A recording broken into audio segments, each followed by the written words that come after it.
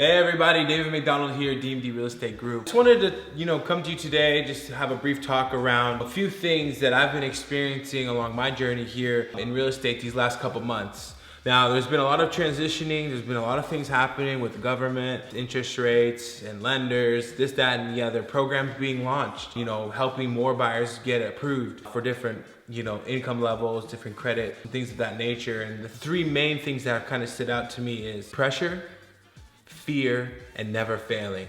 Pressure, that feeling. Have you ever had that feeling where you feel like you're up against the wall and you have hands around your throat and you feel like you're just suffocating. All this pressure is just pushing you. What do you do?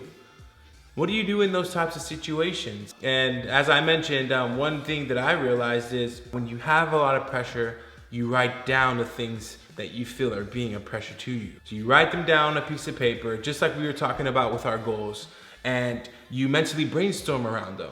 You prioritize them, and you figure out which one of the pressures are most important. And when you do that, then you address each and every one of those individually.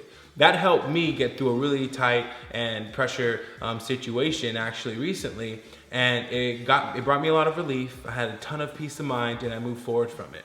Now, fear, or what if the market, is gonna fail, and what if my interest rate isn't where I need it to be? What if I can't afford? What if there's multiple offers? Well, there's a lot of what ifs, but let's consider the opposite side. What if you win the offer?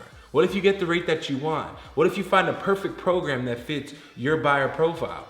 Those are all considerations when you're thinking about fear, or if you're thinking about moving forward, but then may feel like you're challenged by something that's holding you back from making that big step, which most of the time is usually a life-changing step. When it comes to fear, just remember that it's usually not as big as you think it is. And similar to what you do with the pressure situations, which are usually, they show up as challenges, look at fear as opportunity. At one point or another, you asked for that reality.